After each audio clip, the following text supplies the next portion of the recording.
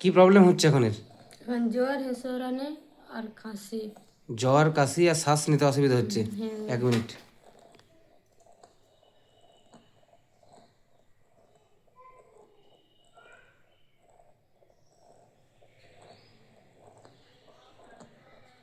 ভিডিওতে আওয়াজ পাচ্ছে কি না বোঝা যাচ্ছে না, তবে সিভিয়ার র্যাটলিং চেস্ট আছে, যেটা আমরা এক্স্যাক্টলি এন্টিম টাটে পড়ে থাকি, যে দূর থেকেও বুকের মধ্যে যে র্যাটলিং সাউন্ড, বুকের মধ্যে যে কফ বসে থাকার যে শব্দ, সেই শব্দটা দূর থেকেও শুনতে পাওয়া যায়।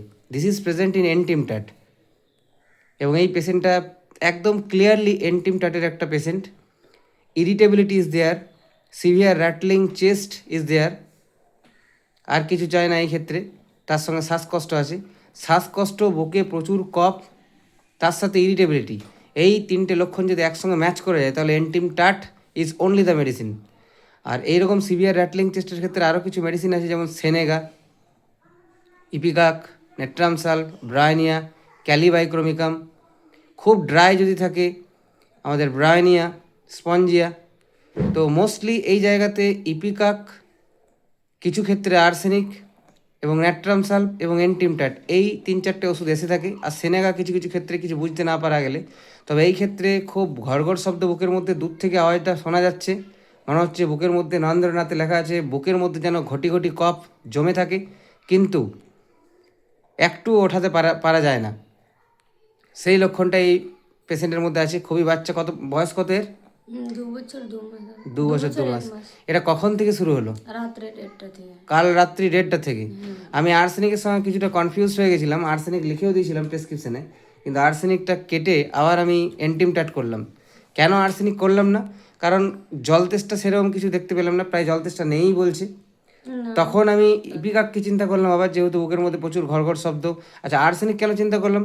রাত 1:30টা থেকে স্টার্ট এই সমস্যাটা, শ্বাসকষ্ট হচ্ছে, দুর্বলতা আছে, কিন্তু হঠাৎ করে স্টার্ট হয়েছে, কিন্তু জল তেষ্টা নেই, একদমই জল তেষ্টা নেই।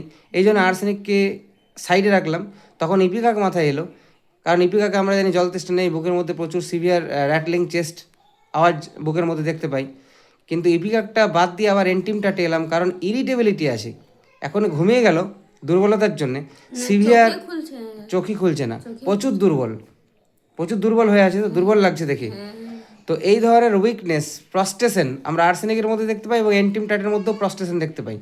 এন্টিমটাটের মধ্যে আরেকটা লক্ষণ থাকে, বমি হয়, বমিতে কফ অনেক সময় ওঠে, বমি হয়, আর্সেনিকের মধ্যেও বমি হয়, কিন্তু ইরিটেবিলিটি আমরা আর্সেনিকের মধ্যে দেখতে পাই না, যেটা এন্টিমটাটের মধ্যে দেখতে পাই। এই পেশেন্টের মধ্যে প্রচুর ইরিটেবিলিটি আছে, কারো গায়ে, কারো কোলে যেতে চাইছে না, শুধু তোমার কোলেই থাকতে চাইছে।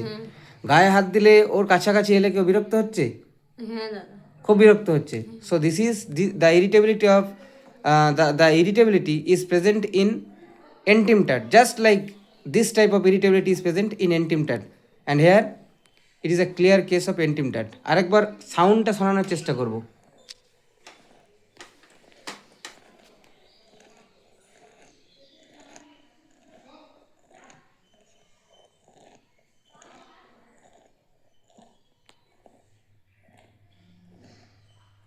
ঠিক আছে, আশা করি এটা রেজাল্ট পাবো ভালো, এবং আমি এটা ফলো আপ দেওয়ার চেষ্টা করবো। Thank you.